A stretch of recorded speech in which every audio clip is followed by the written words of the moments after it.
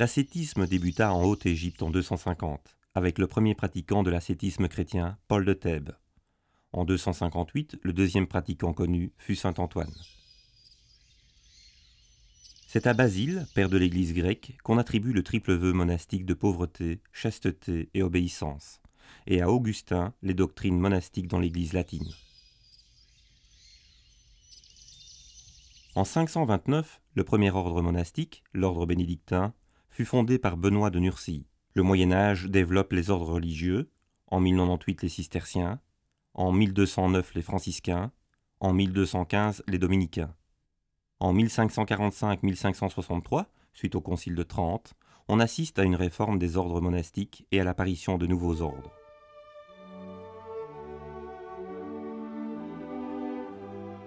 Après 1000 ans de vie chrétienne, certains jugent que l'on a trahi le message original du Christ et aspirent à un certain retour aux sources. Il faut commencer évidemment par l'histoire de Cîteaux, une très humble abbaye de Bourgogne qui commence aux environs de 1097-1098 et qui est vraiment très modeste. Le groupe de moines qui se trouve là a envie de pratiquer la règle de Saint-Benoît de manière stricte. Il vient d'un autre monastère qui est le monastère de Molesme et Cîteaux va végéter pendant quelques années, puis après prendre un énorme développement. Si bien que ce qui est intéressant, ce n'est pas l'abbaye de Cîteaux en elle-même, c'est l'ordre de Cîteaux qui démarre à partir de 1113 et fonde 4 abbayes en 3 ans. L'importance de Cîteaux, c'est qu'elle a essaimé en un ordre puissant qui a couvert pratiquement tout l'espace européen, de l'Irlande à la péninsule ibérique, et de la France jusqu'à la Pologne, donc dans tout le monde catholique du XIIe et XIIIe siècle. Alors, les premières fondations de Cîteaux, il y en a 3. Il y en a 4 en 3 ans, et la plus importante, c'est évidemment, pour sa renommée, celle de Clairvaux, où on aura comme abbé Saint-Bernard de Clairvaux. Saint-Bernard de Clairvaux fondera 48% des 350 églises et abbayes cisterciennes jusqu'à sa mort en 1153, et notamment Villers-la-Ville en 1146. Alors le contrôle des abbayes est très souple. Ça veut dire que Cîteaux ne va pas se mettre à contrôler 350 abbayes. Donc c'est toujours l'abbaye par qui on a été fondé qui exerce son contrôle. Ainsi, Clairvaux visitera canoniquement, contrôlera Villers. Villers contrôlera Grandpré. Mais Clairvaux ne contrôlera pas Grandpré, sauf cas très exceptionnels. Dans la charte de charité, rédaction 1114, il est précisé que les monastères issus de Cîteaux, ses filles, sont toutes des abbayes de plein exercice, avec un abbé, un prieur, un cellier, un maître de novices, des moines et convers, mais elles sont unies par un pacte d'amitié, par une commune charité. Cîteaux est l'abbaye mère, toutes les autres dépendent d'elle. L'abbé père visitera chaque année chacune de ses filles afin de maintenir l'idéal cistercien. Une fois l'an, tous les abbés responsables des abbayes se retrouvent à Cîteaux, à la fin de l'été, pour un chapitre général, pour débattre des affaires de l'ordre.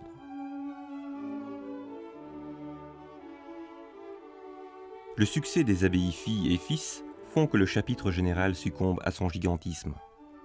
L'âge d'or du XIIe est balayé. 647 maisons que compte l'ordre en 1250 ne permet plus les visites de l'abbé de Cîteaux et le chapitre annuel est voué à l'absentéisme. Cette situation crée les conditions d'un absolutisme. La règle précise d'établir des monastères à l'écart des lieux habités. Les cisterciens rompent avec la tradition et donnent naissance à la cité monastique autonome.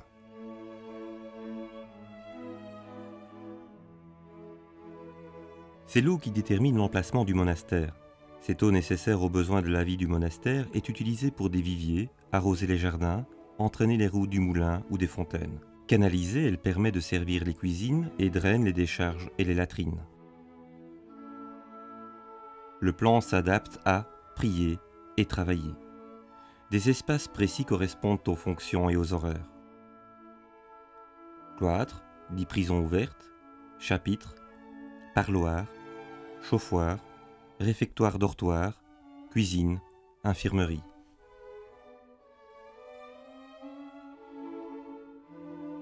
L'église abbatiale cistercienne est particulière.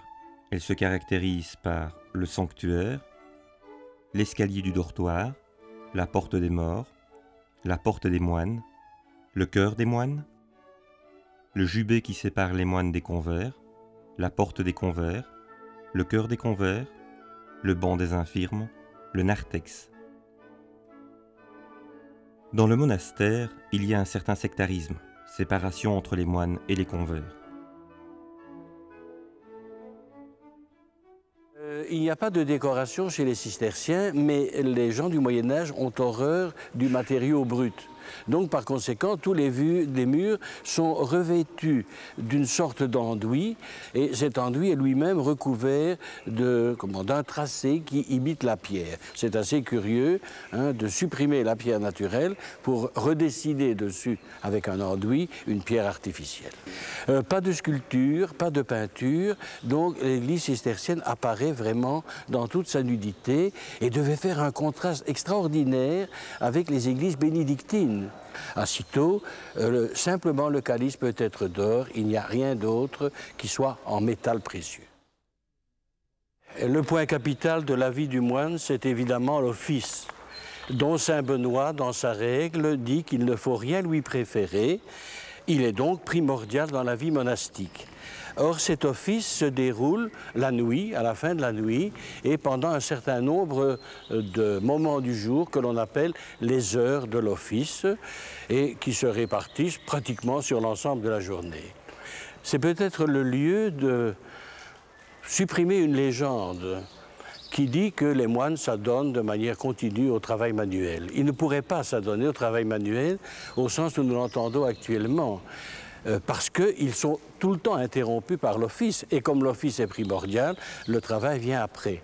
Ce qui va évidemment chez les cisterciens provoquer un problème qu'ils vont résoudre d'ailleurs sur l'exemple de moines bénédictins italiens, c'est-à-dire l'existence de frères convers qui, eux, auront comme mission un travail manuel non interrompu, continu, un peu au sens où nous entendons actuellement une journée de travail de 8 ou de 10 heures.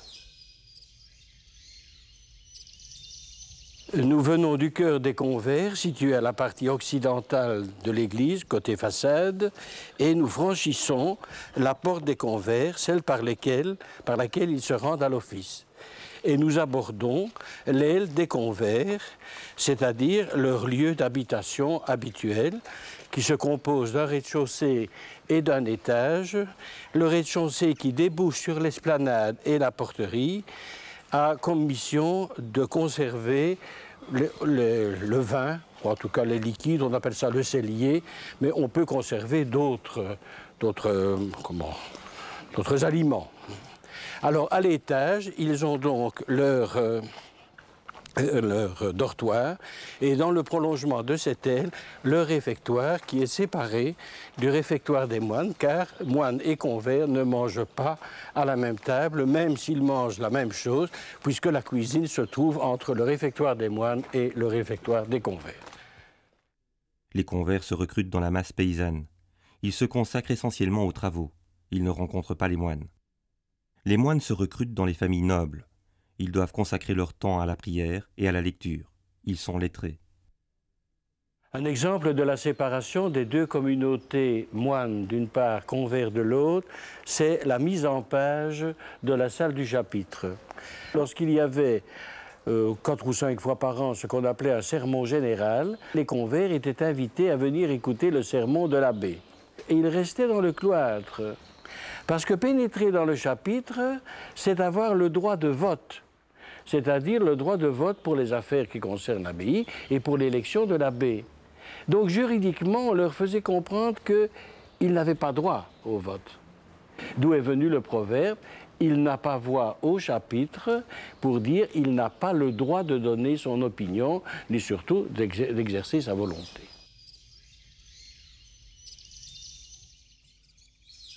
Dans l'espace réservé aux moines, on peut remarquer des espaces frontières entre la vie des moines et les infirmes, malades, vieillards. L'infirmerie est une grande salle dortoir, avec une cuisine, un réfectoire, une apothicaire et une salle des morts. Les laïcs ne sont pas admis dans le cloître, mais doivent être accueillis comme le Christ lui-même. Pour cela, Après la porte principale à l'intérieur des murs, on y trouve l'hôtellerie, qui se compose de cuisine, réfectoire, dortoir, chapelle, infirmerie. Eh bien, une des originalités de l'ordre de Cîteaux, c'est que c'est un ordre, c'est-à-dire qu'il est structuré, on l'a déjà vu tout à l'heure, tandis que les abbayes bénédictines sont des abbayes séparées les unes des autres, autonomes. L'ordre de Cîteaux, en tant qu'ordre, va obtenir un certain nombre de privilèges, par exemple celui de ne pas dépendre de l'évêque dans le diocèse duquel ils sont installés, mais d'être ce qu'on appelle exempt ou exempté, d'avoir l'exemption et de ne dépendre finalement directement que de la papauté et de leur chapitre général. Personne ne peut intervenir dans les affaires intérieures de l'ordre. Donc c'est l'ordre au niveau de l'espace européen extrêmement puissant. Songez aux 500 abbayes de 1200, aux 350 de 1153, international, c'est une puissance internationale.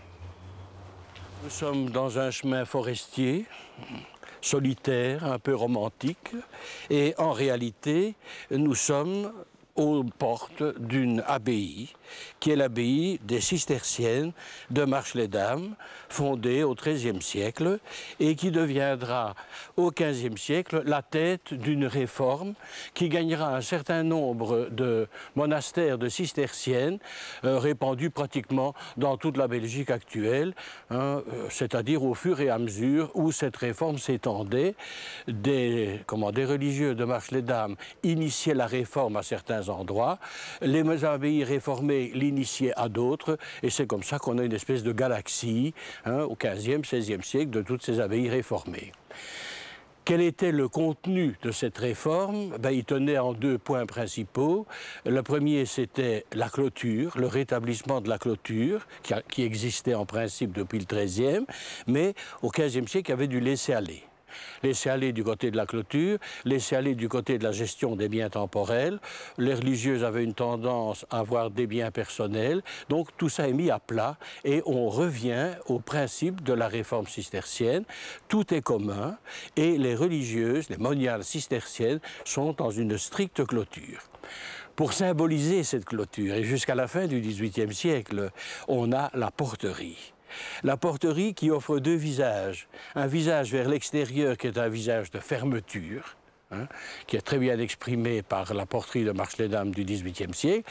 Et à l'intérieur, c'est une grande esplanade qui ouvre, non pas sur le cloître des moniales, mais qui ouvre sur des bâtiments non monastique, c'est-à-dire une espèce de sas supplémentaire pour gagner le cloître et pour gagner l'église. Donc il y a là une véritable séparation du monde, je dirais presque à deux niveaux. La porterie et puis les bâtiments accessibles et les moniales, personne ne les voit, elles sont toutes à l'arrière.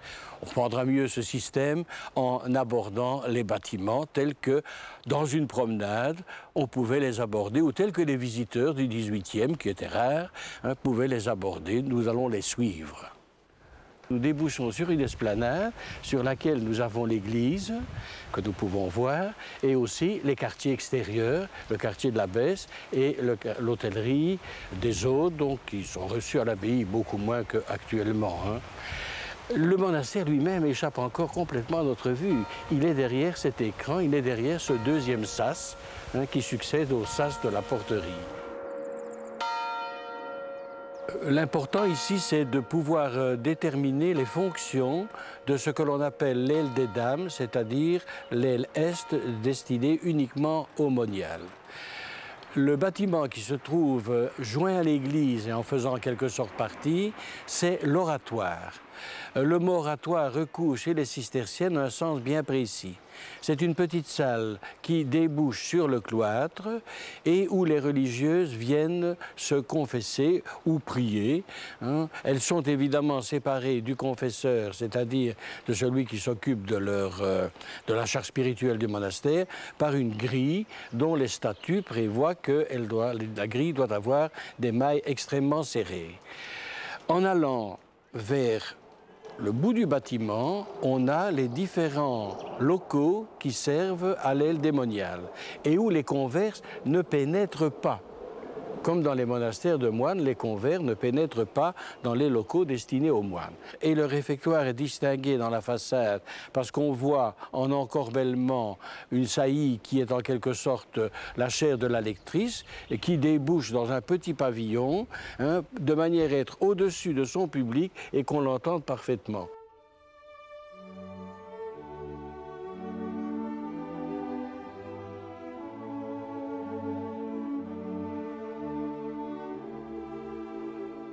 Il y a une bienveillance des princes, des rois, même des bourgeois vis-à-vis des cisterciens à cause de leur austérité.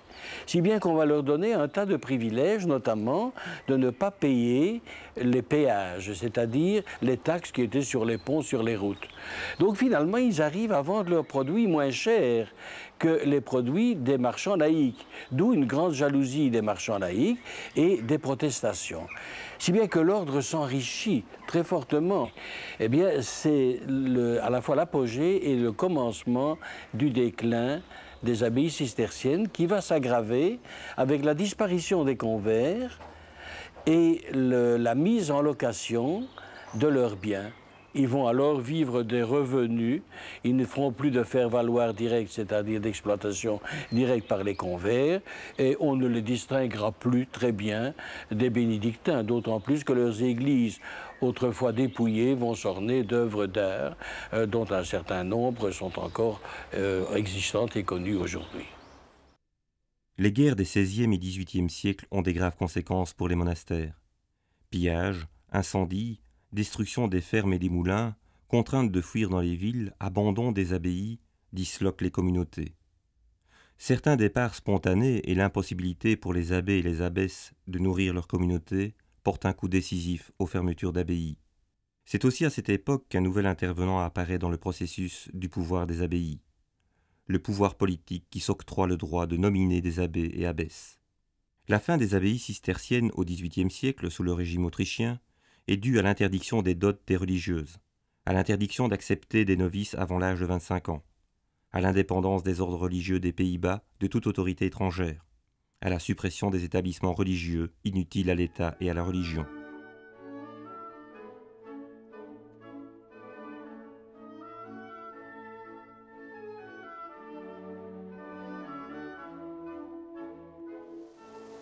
Sous le régime français, la loi votée en 1790 affirme la suppression de toutes les congrégations religieuses et la nationalisation des biens. Avec l'ère industrielle, on assiste à la vente et revente des abbayes pour servir d'usine.